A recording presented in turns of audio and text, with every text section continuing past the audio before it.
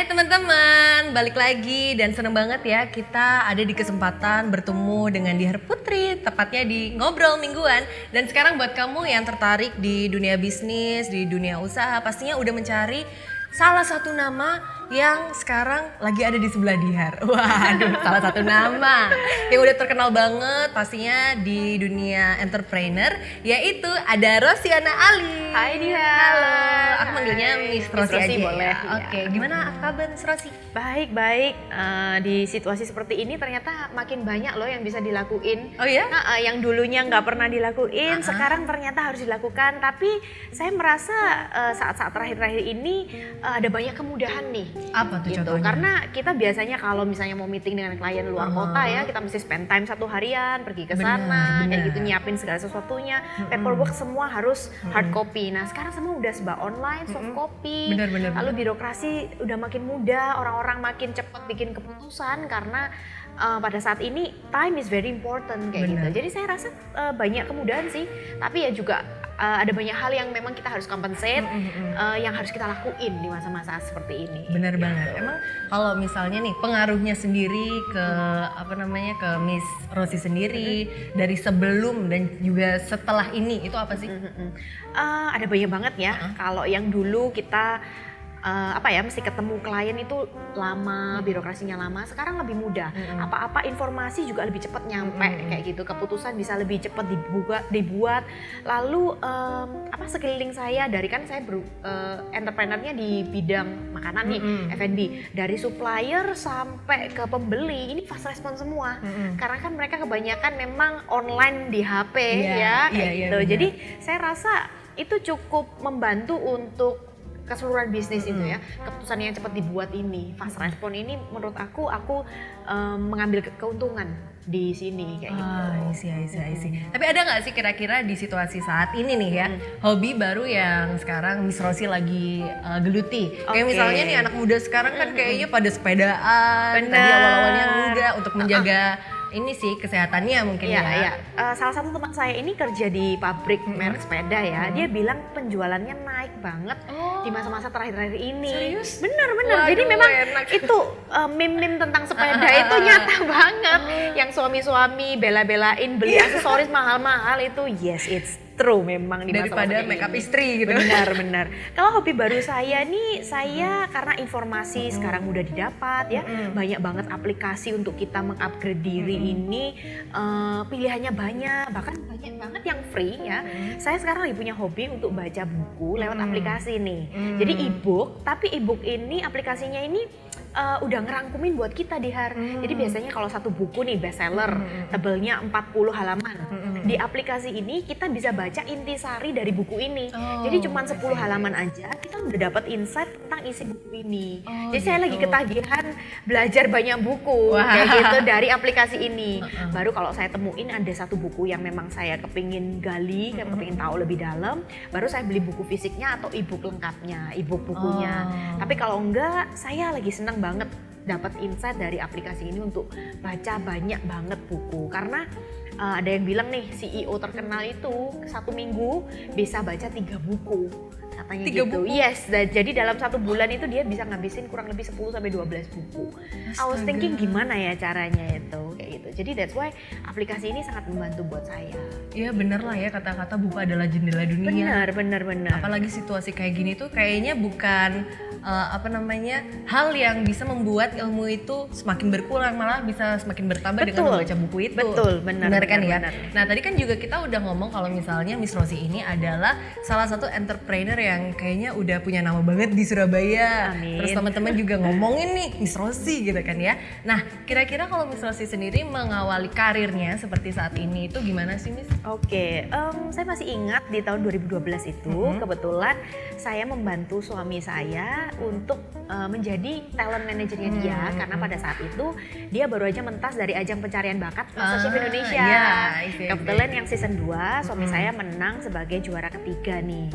Nah, saya berpikir nih pada saat itu daripada komisinya dibuang ke manajer atau agency, mendingan saya take care sendiri aja nih. Kayak gitu suami saya ini saya bantu dia urusin schedule-nya dia, saya bantu dia negosiasi ketemu dengan klien, bikinin proposal, penawaran sesuai sesuai dengan kebutuhan klien kayak gitu. Jadi di awal-awal tahun 2012 ini saya sibuk untuk ngaturin jadwal suami nih, cooking demo, cooking class, roadshow, keliling Indonesia, Surabaya Indonesia kayak gitu. Nah, sering berjalannya waktu kita melihat bahwa profesi chef ini ternyata potensinya, kembangannya, developmentnya dari profesi chef ini selain menjadi chef bisa banget untuk masuk di ranah F&B consultant gitu. Jadi kita bantu klien-klien kita yang punya duit, punya modal nih untuk set up-kan restoran atau cafe kayak gitu.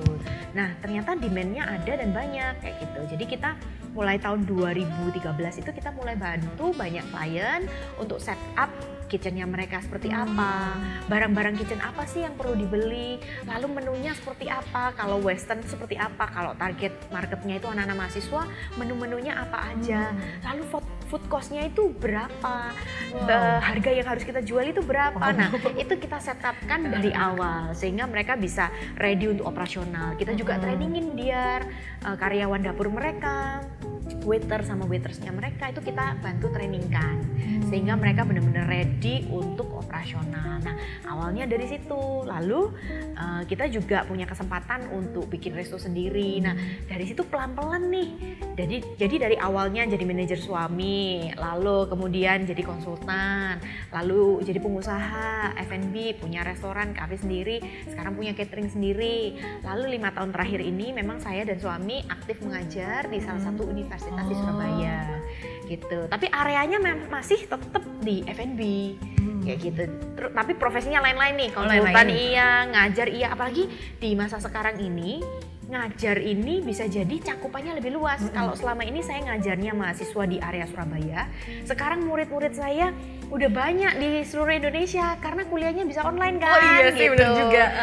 Terus saya lagi seneng bikin komunitas nih pebisnis di Indonesia, lalu saya mentoring mereka kayak gitu. Jadi seneng banget punya banyak teman, punya banyak koneksi, jaringan network juga makin luas. Ya, itu penting kayak gitu, sih. bener. Itu penting Terus banget. seru banget bisa dapat insight-insight dari anak muda zaman sekarang. Bener gitu. banget. Terus kalau misalnya jatuh bangun sendiri, Miss Rosi dari awal karirnya itu gimana sih? Jatuh bangunnya memang, banyak banget yang saya alami ya, karena di awal saya mengawali karir sebagai manajer ini, saya nggak tahu loh Dihar, berapa sih fee yang harus saya set untuk seorang celebrity chef. Nah itu saya benar-benar harus kayak cari tahu, benchmark, lalu saya memang doing like strength and weakness, saya SWOT analysis untuk talent saya. Jadi saya cari nih strength-nya Chef Ken ini apa, weakness-nya dia apa, opportunity yang dia bisa masukin apa aja, threat-nya itu ancaman dari luar apa aja, kompetitornya Chef Ken ini apa aja. Jadi saya mapping gitu supaya saya bisa tahu berapa harga jualnya seorang Chef Ken. Lalu pada saat saya jualan Chef Ken, apa sih poin-poin strength-nya dia yang harus saya majuin ke brand supaya orang ini bisa merasa oh ini cocok dengan aku. Weakness-nya apa yang harus saya counter, yang harus saya overcome itu apa aja. Nah ini ternyata produknya apapun produknya, bisa jadi orang, saya kan jualan jasanya Chef Ken ya, bisa jadi orang, produk jasa, produk retail, barang jadi, itu ternyata kita bisa selalu mengawali dengan SWOT analysis teman-teman. Paling gampang itu deh, lihat dulu apa kelebihan dari produkmu, kekuranganmu apa, opportunity apa yang bisa kamu tangkap, lalu threat-nya apa. Jadi saya mengawali dari itu. Nah, jatuh bangunnya adalah pada saat saya belum cakep untuk bisa analyze ini semua. Jadi kebetulan saya salah menangkap opportunity, bisa jadi saya kurang tepat menanggapi threat atau ancaman, itu membuat saya ini melakukan banyak sekali keputusan yang salah. Nah, keputusan yang salah always comes with consequences. Kalau saya bikin keputusan salah, kompensasinya ya harus saya tanggung sendiri. Nah, jadi uang sekolahnya, belajarnya itu, kerugian baik material, waktu yang harus saya tanggung dari setiap kesalahan yang saya bikin itu. Dan jatuh bangunnya di situ sih. Gitu. Pernah bikin usaha juga gagal, nggak cuma satu tapi beberapa kali. Tapi saya yakin ini adalah sebuah journey. Jadi saya nggak menganggap satu gagal, satu keputusan salah. Saya nggak menganggap satu ini ya udah berhenti di titik ini. Tapi ini adalah suatu titik di mana saya akhirnya menjadi tahu bahwa ilmu-ilmu strategi yang saya terapkan mungkin ada salah. Jadi jangan sampai ada di titik itu, kita harus ngelakuin ini nih kayak gitu. Jadi sebenarnya jatuh bangunnya lebih di proses pembelajaran itu sih kayak gitu. Tapi yang paling penting gimana kita meresponi itu sih, Dihar. Iya sih. Kayak gitu. Jatuh nggak apa-apa. So what? Iya gitu. Kita nggak boleh menyerah. Bener gitu, kayak pasti. gitu. Terus kalau inspirasinya sendiri pasti ada dong Miss Rosi. Saya selalu encouraging anak-anak menti saya yang saya mentorin ini untuk punya mentor. Nah, mentor ini bisa siapa aja, pengarang buku favorit kalian, misalnya role model kalian, pebisnis sukses yang kalian kagumi, orang-orang yang punya value yang kamu bisa serap. Kalau saya sendiri, saya mengagumi orang-orang yang terus mau belajar dan melakukan continuous improvement. Karena saya yakin di masa sekarang, apa yang saya lakukan belum tentu relevan untuk 5 tahun lagi. Jadi yang paling penting adalah gimana saya bisa terus belajar supaya saya bisa terus catch up nih. 5 tahun lagi zaman udah berubah, kemungkinan situasi udah nggak kayak gini lagi ya. Kita nggak pernah tahu ya. Yang dulu ada beberapa brand nih, kalau kita tahu beberapa brand yang mungkin saya nggak sebutin ya, yang sekarang udah nggak relevan. Brand handphone misalnya ya, yang dulu ngetop banget sekarang udah nggak ada. Karena apa? Mungkin nggak bisa ngikutin perkembangan zaman, produknya udah nggak relevan ya. Nah, saya nggak mau jadi orang atau pengusaha yang produknya itu udah nggak relevan lagi. Nah, untuk sampai di titik itu sebenarnya diperlukan kemampuan kita sebagai leader dan pengusaha untuk bisa terus melihat nih, habis gini apa inovasi apa lagi yang harus saya lakukan supaya kita nggak sampai di titik yang kita itu stuck dan dead end. Benar. Nah, saya selalu adore orang-orang yang bisa dengan cepat melihat peluang, belajar, ambil dari situ, jatuh salah, it's okay, evaluasi, ngelakuin something else. Nah, itu membuat mereka agile. Agile ini apa ya? Lincah. Membuat mereka bisa dengan cepat melihat peluang ini nggak worth it aku ambil. Oke, skip. Yang ini aku bisa ambil tapi modalnya besar, resikonya besar, aku bisa ambil tapi harus cepat misalnya. Yang ini aku harus kaji ulang. Nah, satu proses pembelajaran ini yang sebenarnya saya kagumi dari beberapa entrepreneur sukses yang punya banyak usaha, yang lingkup usahanya udah besar. Saya sering banget tanya-tanya di orang-orang seperti ini. Jadi saya kagum banget orang-orang yang mau terus belajar, terus memang hands on. Hands on artinya apa? Nggak cuma teori doang. Mereka punya satu platform untuk mereka nerapin hasil pembelajaran mereka. Kayak gitu. Benar, berarti mereka itu juga punya prinsip jangan gampang puas lah ya. Benar, terus belajar juga, terus upgrade diri juga, kayak gitu. Dan nggak nganggep diri mereka tuh kayak udah sukses kayak ya yang nggak menganggap apa yang mereka miliki sekarang itu ya udah paling benar kayak gitu. Benar. Harus tetap open mind untuk upgrade ilmu baru. Terus aku juga mau tanya nih sedikit, kalau misalnya sekarang Miss Rosi ini nih memiliki gaya hidup seperti apa sih? Apalagi kan sekarang kayaknya gaya hidup itu adalah sesuatu yang penting untuk anak-anak muda gitu kan ya. Silakan Miss Rosi. Oke, gaya hidup mungkin yang dimaksudkan adalah gimana cara, saya lebih suka nyorotin dari gimana cara kita membawa diri ketemu dengan orang ya. Kalau lifestyle ya lifestyle standar orang pasti sama lah ya, kita butuh makan, kita butuh pakaian dan lain sebagainya. Cuman kalau saya selalu membawa habit-habit yang nanti akan menjadi beneficial untuk performa saya sebagai seorang pengusaha dan pengajar. Nah, saya kepingin absorb habit-habit itu ke dalam lifestyle saya. Seperti yang sudah saya tadi sebutin di awal, saya suka banget upgrade ilmu, baca buku lewat aplikasi-aplikasi. Nah, saya jadiin habit ini sebagai lifestyle saya. Jadi saya bangun pagi nih, saya biasanya punya quiet time, jadi saya nggak langsung pegang HP. Karena biasanya kalau saya bangun langsung pegang HP nih, biasanya staff atau apa ngomong masalah itu mood saya bisa langsung drop. Jadi saya punya quiet time dulu, kayak gitu, dengerin lagu-lagu yang saya suka. Saya biasanya selalu luangkan paling nggak waktu untuk doa bentar, 5-10 menit aja kayak gitu. Jadi saya kayak menyiapkan diri saya untuk hari itu. Lalu berikutnya saya biasanya sarapan dulu kayak gitu, baru saya buka HP dan email. Baru saya kayak oke, I'm ready for the day gitu ya. Oke, baru saya buka HP, email. Nah, kesehariannya saya juga selalu kepingin selalu connect dengan tim saya kayak gitu. Saya selalu kepingin bisa di reach oleh klien-klien saya. Saya kepingin punya lifestyle seperti itu. Terus saya juga pengen balance nih pada saat kerja ya kerja, pada saat saya pleasure ketemu dengan teman-teman, senang-senang, itu juga tetap harus ada kayak gitu. Saya juga sometimes masih sering banget belanja online ya kan, sering banget karena itu saya penting sih. saya merasa dengan belanja online itu saya lihat inovasi dari ini. Saya ini suka ngamatin. Jadi pada saat belanja online, saya ini langsung in my mind tuh langsung kayak bikin satu evaluasi. Oh ternyata brand-brand baju ini cara promosinya ini seperti ini. Mereka kebanyakan orang-orang kan mungkin lebih banyak di rumah ya daripada di luar ya. Jadi mereka ini sekarang ngeluarin seri-seri baju itu yang lebih casual yang mereka bisa pakai di rumah. Bisa juga untuk Zoom meeting yang comfortable untuk mereka pakai di rumah. Nah, jadi saya berusaha kayak strateginya brand ini apa, saya berusaha pikirkan relevan nggak ya, bisa nggak ya saya terapin di bisnis saya. Nah, saya kebanyakan memang seperti itu sih keseharian saya. Seneng mikir, seneng discuss dengan suami, seneng tiba-tiba telepon mentor saya nanya, menurut kamu gimana sih kalau aku bikin ini kayak gitu. Jadi that's my daily routine. Oh gitu. Kalau misalnya menurut Miss Rosie sendiri untuk gaya hidup anak muda zaman sekarang, kayak gimana pandangan Miss Rosie sendiri? Oke, saya bisa pandang dari dua hal ya.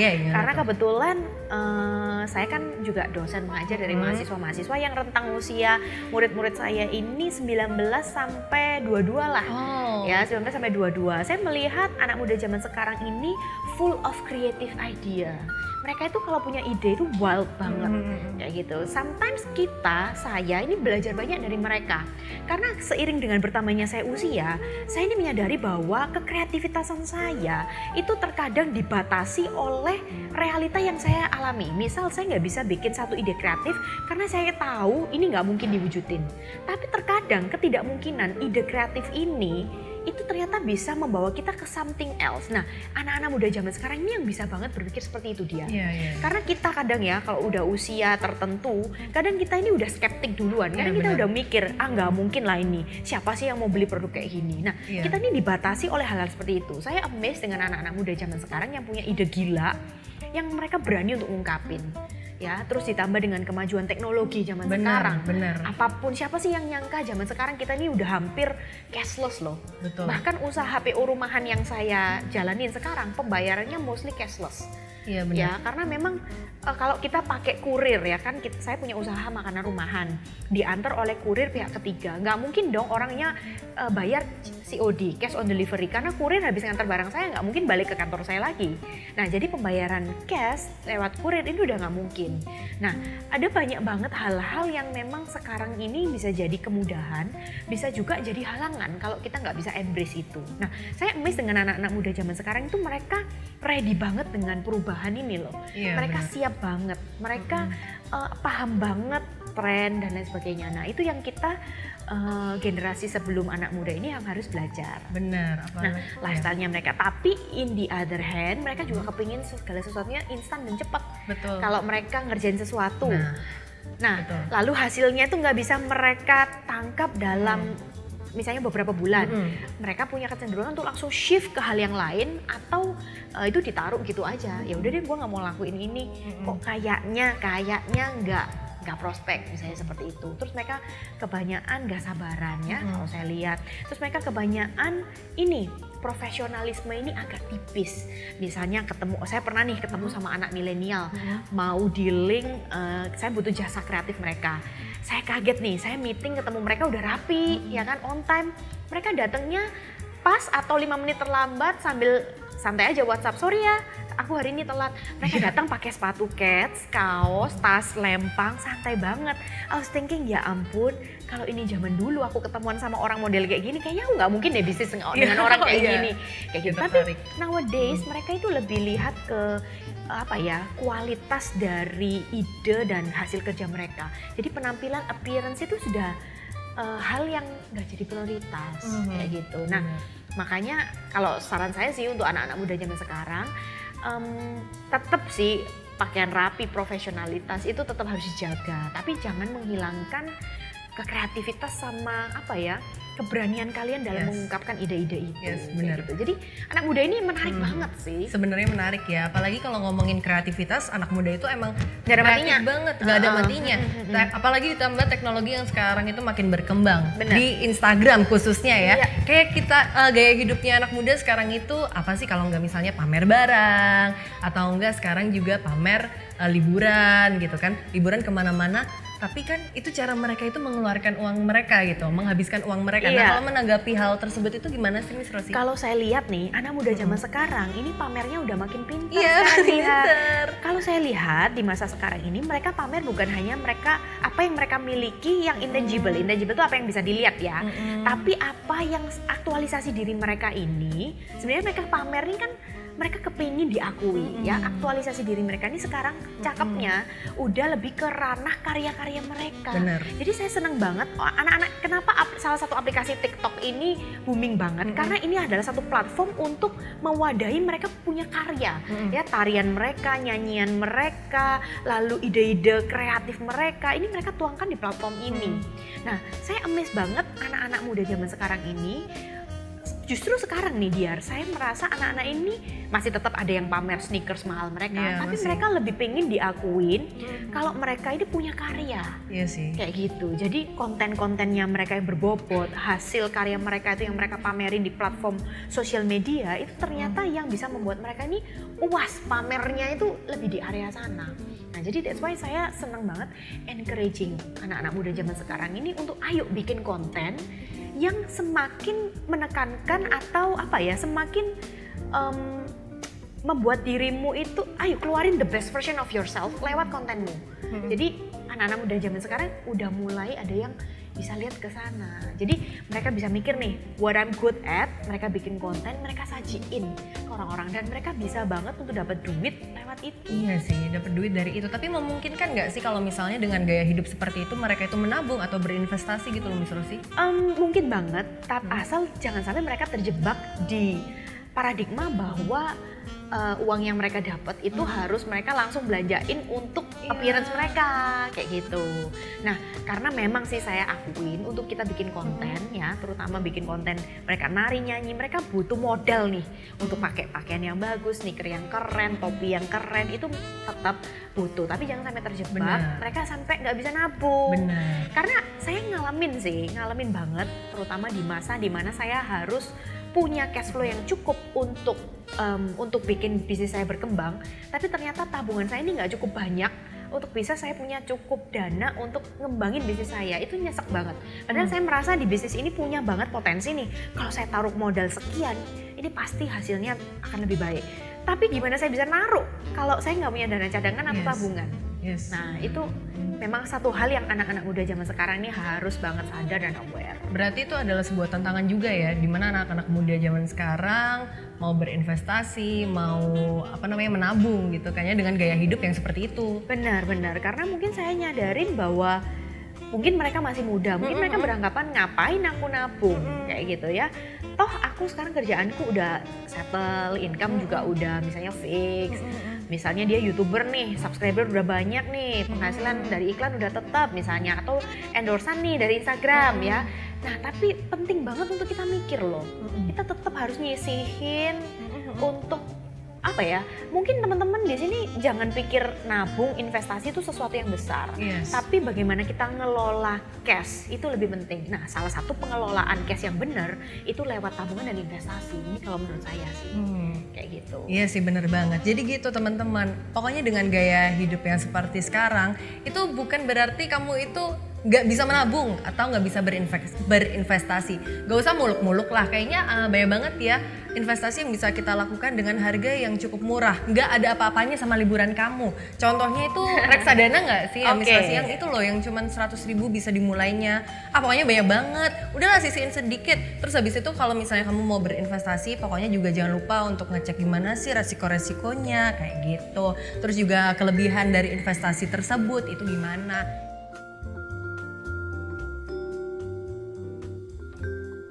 Kita tadi juga udah ngobrol banyak banget sama Miss Rosi ya terkait gaya hidup di anak muda zaman sekarang yang kreatifnya itu luar biasa, tapi nggak memungkinkan juga untuk kita itu tetap berinvestasi atau enggak menabung ya teman-teman. Itu penting banget, apalagi investasi itu mudah, sekarang juga bisa online gitu kan ya. Aduh, itu gampang sekali karena investasi sendiri itu bisa membuat keuangan kamu itu jauh lebih baik gitu teman-teman.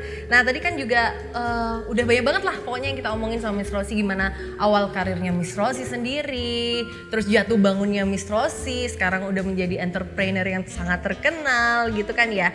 Nah, apalagi kira-kira tips yang kira-kira Miss Rosi punya nih ya, yang sekarang itu bisa menjadikan Miss Rosi ini sukses di bidangnya itu apa sih? Oke, kalau yang saya alami ya, yang bisa saya bagiin ke teman-teman, pengelolaan uang atau keuangan ini sangat penting ya. Saya selalu bagiin di Instagram saya, kalau teman-teman punya usaha, usahakan pendapatan dari usaha dan pengeluaran pribadi ini rekeningnya jangan dicampur. Supaya apa? Supaya kita bisa dengan mudah track berapa sih pemasukan saya. Jangan sampai ya semua dijadiin satu nih. Kita merasa pemasukan ada terus kita nggak kontrol pengeluaran kita nggak pernah rekap dan catat.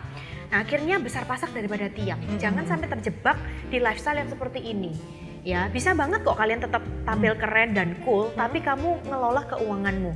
Karena kamu udah nggak jadi cool dan keren kalau kamu bangkrut gara-gara besar pasak daripada Betul. tiang kayak gitu. Nah, supaya tidak terjebak di situ, poin plus nomor 1 itu adalah merekap dan mengetrack berapa banyak pengeluaran yang kamu hasilkan setiap bulan dan berapa sih yang kamu keluarin setiap bulan. Poin nomor 1 aja, apakah kalian udah nyatet berapa sih pengeluaran untuk kosan kalian misalnya, untuk sewa rumah, kontrak rumah, atau untuk bayar listrik, air, dan telepon. Ya, mungkin pendengar di sini kan nggak hanya teman-teman yang masih muda ya, mungkin ada yang sudah menikah berumah tangga mungkin ya. Tapi apakah kalian sadar dan tahu berapa sih pengeluaran kalian? Nah, saya pernah nih, saya share sedikit nih, baca buku tentang pengelolaan keuangan. Memang nomor 1 yang harus dilakukan dia, sebelum kita punya mental untuk menabung dan mengelola uang, nomor 1 kita harus tahu dulu apa yang perlu kita tahu, berapa banyak pengeluaran dan pendapatan yang kita hasilkan. Sekarang banyak banget kok aplikasi untuk mencatat pengeluaran dan pendapatan kita. Pakai aja aplikasi gratis itu.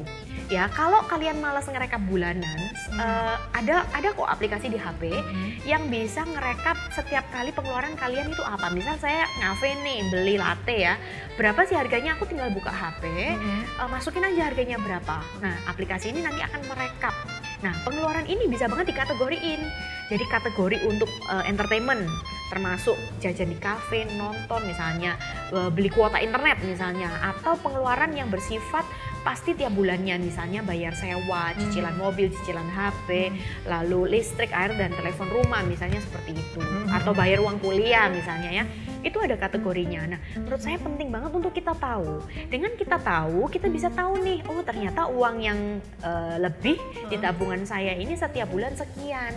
Nah, mau saya apakan uang ini? Mau saya tabungkah? Mau saya investasikan? Mau saya putarkan lagi di usaha saya? Atau mau saya buat belanja misalnya? Karena gini Dihar, kalau kita nggak tahu, kadang kita ini terjebak di mindset, oh hari ini aku misalnya dapat penghasilan sekian juta, aku mau beli sepatu hasilnya sekian juta. Ini kita mengabaikan pengeluaran pasti. Nah, kalau kita nggak track record, kita ini akan bermain dengan asumsi kita sendiri. Kita merasa, oh gue baru dapat endorsan nih, dapat job nih sekian. Berarti dia merasa kayak gini, dia merasa bisa spend karena dia baru saja dapat pemasukan. Padahal pemasukan ini sebenarnya udah ada pos-posnya, udah ada keperluannya masing-masing. Dan sebenarnya untuk beli sepatu dia udah nggak ada budget lagi, gitu loh. Nah, nomor 1 memang harus nge-track kayak gitu. Nomor 2 baru kalian bakalan punya awareness untuk sekarang aku punya duit lebih, apa yang seharusnya aku lakukan dengan ini. Biasakan untuk aware dan tahu dan maintain kalian punya pengeluaran. Kalau kalian terbiasa nge-track nih, kalian pasti akan bisa lihat historinya. Loh, bagaimana mungkin ya bulan ini kok pengeluaranku di area ini ternyata lebih besar daripada pengeluaranku di bulan lalu. Nah, itu buat kita bahan analisa. Oh, berarti nongkrongnya kebanyakan di bulan ini. Oh, beli sepatunya udah terlalu banyak, beli baju dan beli barang-barang udah terlalu banyak. Aku harus rem nih di area ini. Nah, itu buat kontrol sebenarnya untuk diri kita. Benar. Sih, penting banget untuk kita nge-track nomor 1 menurut saya. Iya benar, nge-track ya, Miss Rosi ya. Terus kalau zaman sekarang itu kan sebenarnya teknologi juga luar biasa banget. Instagram sih yang paling ini ya, yang mempengaruhi banget. Apalagi buat yang memulai bisnis kayak anak muda yang Kayak Dihar ini sebenarnya nggak ngerti caranya gimana berbisnis, cuman kayaknya untuk memulai ya udah deh upload dulu di Instagram. Yeah. Tapi kan itu biasanya jadi ajang coba-cobaan doang kan Miss Rosi ya. Tapi gimana sih caranya kita itu biar bisa menekuni dan menjadikan hal itu menjadi serius gitu loh, bukan cuma coba-coba untuk berbisnis. Oke, sekarang kalau saya dapat pertanyaan kayak gini, goalnya bisnis apa dulu? Karena saya percaya manusia itu harus di-drive sama goal yang pasti dulu. Misalnya nih, dia keluar rumah, pasti dia butuh tujuan dong mau kemana. Iya, pasti. Nah, caranya ke sana bisa macam-macam, lewat jalan A, jalan B, jalan C. Kalau kita misalnya nyasar, kenapa kita tidak patah arang di tengah jalan? Karena kita tahu, oh misalnya dia dari rumah mau ke cafe A gitu ya. Kalau dia nyasar, dia nggak akan balik ke rumah dan nggak tiba-tiba mendadak berpikiran udah karena gua nyasar gua nggak mau ke cafe A. Kan enggak kan, dia akan berusaha cari jalan yang lain. Sama bisnis juga kayak gitu. Biar kita bisa konsisten dan sustain, kita mesti tahu tujuannya apa. Jadi kalau kita gagal di tengah jalan, kita akan selalu tahu gagal ini aku bisa selalu cari jalan lain untuk tetap menuju ke sana. Gagal ini bukan alasan untuk aku turn back, lalu aku balik ke rumah, lalu aku ya udah nggak usah bisnis aja. Jadi tujuannya apa dulu? Nah, begitu kita set tujuan, kita akan tahu we can always go there. Kalau jatuh jalan ini tertutup, kita selalu bisa putar balik cari jalan yang lain. Ya, masa zaman sekarang kan banyak banget jalan ditutup. Misal kita mau ke Tunjungan Plaza deh dari rumah, jalan A ditutup, kita kan nggak mungkin telepon teman terus bilang, jalanan ditutup nih aku pulang aja. Enggak kan, kalian akan cari jalan yang lain. Sama, bisnis juga kayak gitu teman-teman. Kalau teman-teman tahu goalnya jelas apa, ya, eventually you will go there anyway. Dengan jalan apapun, kalian akan berpikir kalau jalan ini tutup, mana yang bisa aku lakukan? Nah, itu sih. Jadi goalnya apa, set it, lalu ya you just go and do it kayak gitu. Benar. Apalagi sekarang kalau misalnya ya udah kita cari jalan yang lain gitu kan, tadi kita itu membuat peluang kita itu sebenarnya tanpa sadar itu juga semakin besar nggak Miss Rosi ya? Apalagi sekarang ya, apa-apa juga udah bisa secara online, apa-apa juga udah bisa lewat HP. Gampang gitu banget gampang kan, banget, ya kan? Ya nggak sih? Zaman dulu saya masih inget ya, orang tua saya pernah punya depot nih. Cari supplier susahnya minta ampun dia. Jadi dia mesti keliling, pergi ke pasar, nanyain orang sendiri. Zaman sekarang gampang banget. Kita tinggal buka Google aja, kita ketik kebutuhan kita di sana, banyak banget yang udah muncul. Jadi zaman sekarang kayak gini nih seharusnya malah makin mempermudah kita. Tapi downfallnya karena semuanya mudah didapat, informasi mudah didapat, banyak orang yang juga gampang banget berada di bisnis yang sama dengan kita, alias banyak kompetitor. Iya sih, asli sih. Gitu. Terus kalau step-stepnya Miss Rosi sendiri nih yang bisa diikutin sama teman-teman yang sekarang pengen menjadi entrepreneur seperti Miss Rosi itu apa aja sih? Tips untuk mulai usaha atau tips apa nih? Memulai karir, memulai usaha lah, memulai bisnis.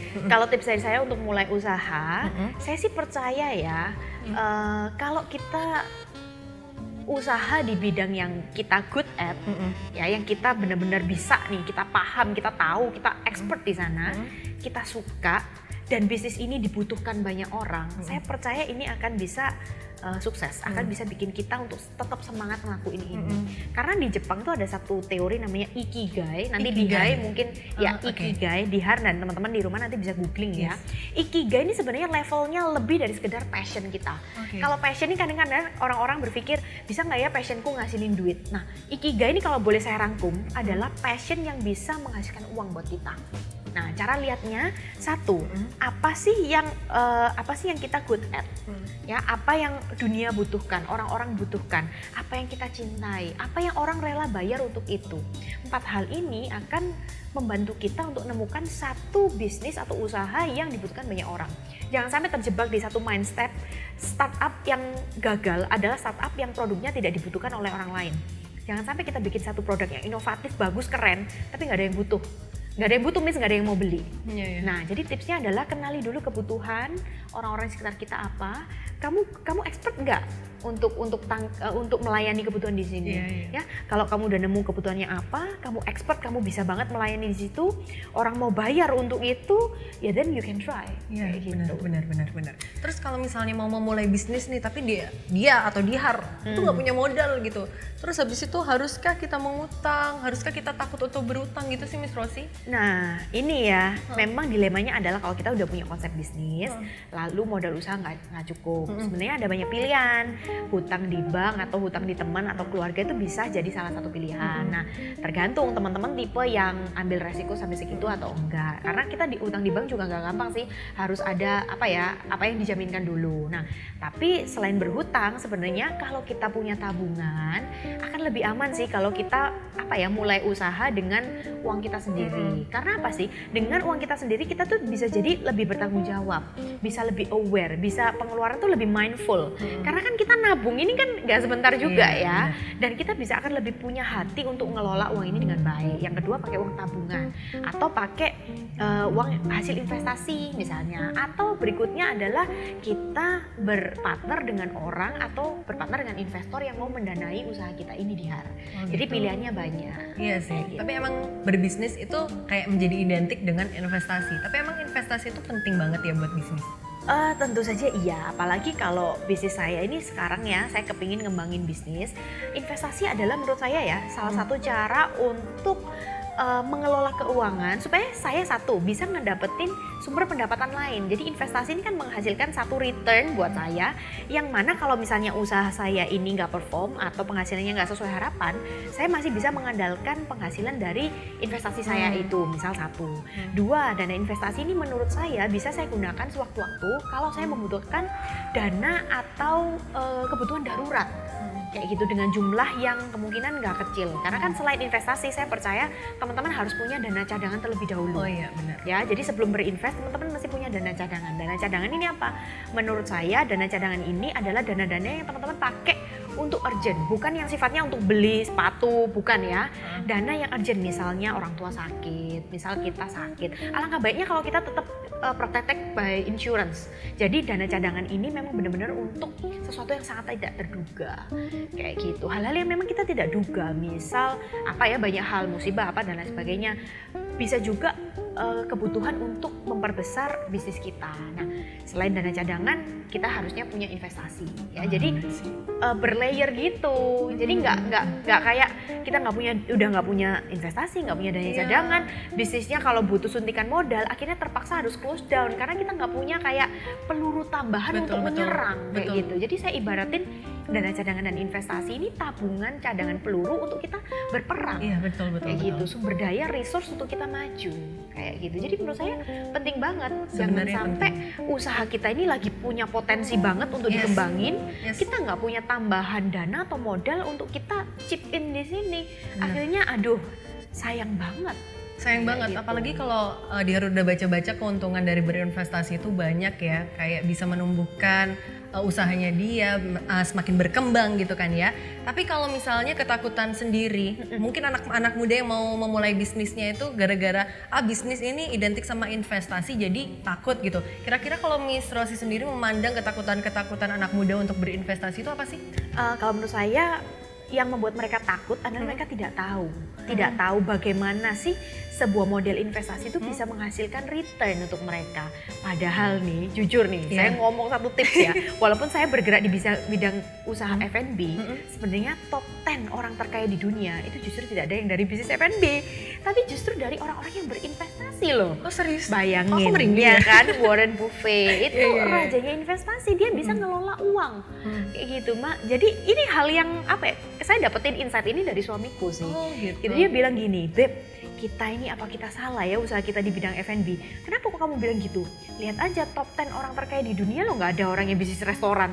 Tapi pikir-pikir iya juga ya, kayak gitu. Mereka tuh biasanya top 10 orang terkaya nih orang-orang yang ngelola keuangan mereka kayak gitu di bisnis investasi, saham dan lain sebagainya gitu. Harus diolah gimana-gimana. Jadi penting banget sih, saya aja yang buta tentang dunia investasi, saya sekarang kepingin untuk belajar, bukan untuk bukan untuk langsung nyemplung di dunia saya, tapi saya kepingin bagaimana satu model investasi ini bisa support usaha saya sih, lebih ke itu. Jadi memang anak-anak muda saya encourage untuk baca dulu deh, cari tahu dulu deh gimana sih cara pengelolaan uang yang bagus, investasi yang cocok buat kalian. Jangan berpikir saya baru bisa investasi kalau saya jadi pengusaha yang sukses. Enggak banget. Oh gitu. Kayak gitu. Jadi kalian harus mulai cari tahu justru sebelum kalian sukses. Yes, benar banget. Supaya kalau kalian sukses nih, pendapatannya udah benar, kalian langsung tahu kemana saya harus ngelola uang-uang ini.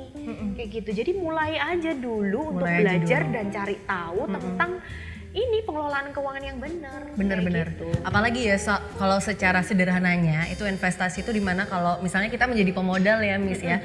Pemodal terus habis itu kita ngasihin uang ke pihak lain dan nanti itu bakal dikembangkan ya uang tersebut dengan pihak tersebut dan dengan kurun waktu yang pastinya juga ditentukan gitu. Nah kalau misalnya investasi itu identik dengan bisnis, tapi nggak cuma perusahaan-perusahaan besar aja yang bisa ngikutin, kamu juga bisa. Nah kalau menurut Miss Rosi sendiri nih ya, apa sih gunanya berinvestasi dan kenapa kita itu harus berinvestasi Miss Rosi? Oke, sebenarnya aku tadi udah sempat jelasin sedikit ya untuk pengeluaran tidak terduga, dana cadangan, untuk kita mempersiapkan masa depan kita supaya kalau saya sih for a better living sih kalau saya.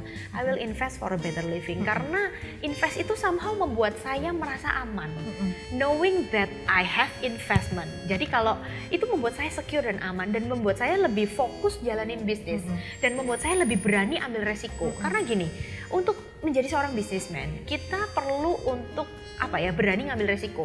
Tapi untuk keberanian untuk mengambil resiko ini harus diimbangi satu mentalitas di mana kita merasa secure dengan resiko yang akan kita ambil.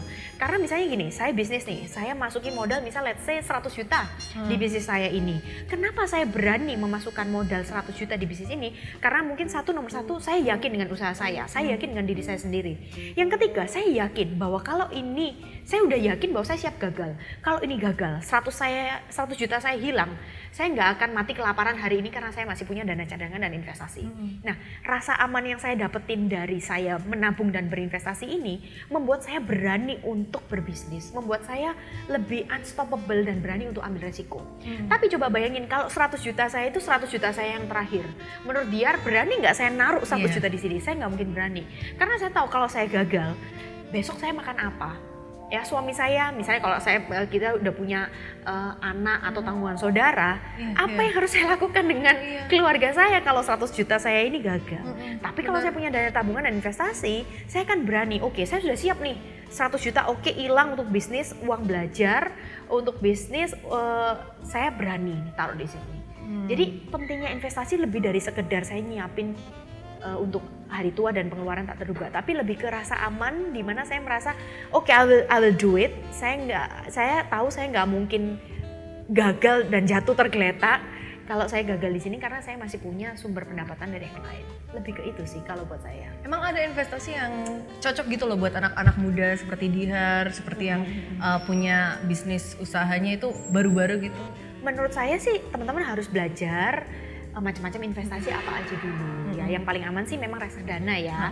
Tapi teman-teman juga mesti paham reksadana ini nggak bisa short term, harus long term. Lalu pengembaliannya itu nggak sebesar kalau kita beli saham, tapi resikonya juga nggak sebesar kalau kita taruh uang kita di saham. Misalnya seperti itu. Saya sih kurang paham ya, karena memang saya pengetahuan saya juga belum segitu dalamnya. Cuman menurut saya encouraging teman-teman untuk tahu produk-produknya apa dulu. Selalu ada investasi yang cocok untuk kita, dan investasi yang cocok untuk kita itu belum tentu cocok untuk teman kita. Jadi memang kalian harus pilih-pilih dan belajar macam-macamnya itu apa aja, terus teman-teman pilih yang paling sesuai untuk teman-teman. Jumlahnya juga teman-teman yang bisa nentuin sendiri, karena kan pendapatan kita, penghasilan kita, pengeluaran kita itu teman-teman sendiri yang tahu. Makanya tips awal dari saya adalah track dulu pengeluaran dan pendapatanmu supaya teman-teman bisa tahu berapa sih dana yang harus saya alokasikan untuk tabungan dan investasi itu. Tapi kan anak muda zaman sekarang itu juga sukanya yang simple-simple gitu loh, Miss. Benar, yang gampang. Yang gampang, yang nggak langsung datang ke tempatnya gitu kan. Bisa ya. jadi yang returnnya juga oke, yang dia mungkin merasa aman, yang bisa dipantau setiap saat mungkin kayak gitu. Aduh, soalnya teknologi juga seperti yang tadi udah dibilangin ya, itu sangat-sangat besar dan bisa membantu untuk berbisnis. Begitu juga kalau misalnya investasi nih teman-teman. Nah, di Bank Commonwealth kamu bisa investasi melalui smartphone kamu. Nah, selain itu dalam berinvestasi pastikan juga nih kamu udah memilih produk yang sesuai dengan profil resiko kamu. Nah, sebagai partner Bank Commonwealth, Sukor Asset Management ini memiliki produk yang bisa kamu pilih sesuai dengan profil resiko kamu. Jadi untuk yang pemula nih kayak Dihar, kayak teman-teman nih bisa mencoba reksadana pasar uang. Atau yang memiliki profil resiko agresif bisa juga invest reksadana saham. Nah, terakhir nih aku pengen tahu tips and trick dari Miss Rosi sendiri untuk memulai bisnisnya, apalagi memulai investasi. di bisnis-bisnis yang mungkin tergolong dini dan juga pemula. Oke, buat teman-teman sebelum berinvestasi, tadi udah harus sebutin sih, teman-teman harus tahu ya. Yang nomor satu tips dari saya, track dulu record pengeluaran dan pendapatan teman-teman supaya teman-teman tahu kemampuan teman-teman untuk menabung dan investasi itu sampai di berapa. Jangan sampai kalau kita ternyata punya kemampuan menabung investasi misalnya 1 juta per bulan, tapi kita cuma taruh 100.000, kan sayang. Jadi kita perlu tahu dulu kekuatan kita apa, pengeluaran kita berapa, lalu kita cari nih bener investasi yang sesuai dengan profil resiko kita. Karena kan macam-macam nih, banyak macamnya, ada yang agresif, ada yang enggak. Nah, saya sarankan teman-teman untuk cari tahu. Nah, investasi ini juga selain teman-teman harus sesuaikan dengan pendapatan dan pengeluaran, harus disesuaikan dengan sebenarnya karakter teman-teman. Kalau teman-teman ini orang yang agresif, bisa jadi pilih yang pasar saham tadi ya, kayak gitu. Jadi memang teman-teman harus belajar sih, baca aja tentang investasi dan reksadana dan macam-macamnya. Lalu teman-teman pasti akan mendapatkan insight mana sih yang paling cocok untuk teman-teman. Betul, benar banget. Apalagi sekarang juga buat kamu yang udah memulai usahanya di usia muda, itu hebat banget loh teman-teman. Tapi jangan lupa untuk investasi juga, apalagi kayaknya investasi juga udah dimulai dari 100.000 bisa ya. Gak ada apa-apanya gitu loh teman-teman sama liburan kamu yang berjuta-juta. Kayaknya ini bisa membuat bisnis kamu itu semakin lancar gitu. Apalagi coba deh kamu cari manfaat-manfaatnya investasi, resiko-risikonya juga jangan lupa. Kamu juga harus tetap pantau investasi kamu itu seperti apa gitu. Bener kata Miss Rosi, jangan lupa untuk berani mencoba. Jangan lupa juga untuk membaca buku karena itu penting banget ya Miss Rosi, cari partner yang bagus gitu. Yaudah, aku makasih banget ya sama Miss Rosi udah mau ngobrol sama Dihar di Ngobrol Mingguan. Pastinya informasi yang disampaikan oleh Miss Rosi ini sangat bermanfaat banget buat Dihar, apalagi buat teman-teman yang sekarang udah memulai karirnya di dunia bisnis. Keren banget. Bisa Instagramnya Miss Rosi kira-kira apa? Iya, buat teman-teman yang suka konten edukatif, kadang saya juga sharein di IG Story dan IG Feed saya. Boleh follow saya di @missrosie MIZZROSIE. Oke, siap. Jangan lupa follow juga Dihar Putri ya, teman-teman. Aku di follow back nggak nanti kalau pasti follow? aku follow back.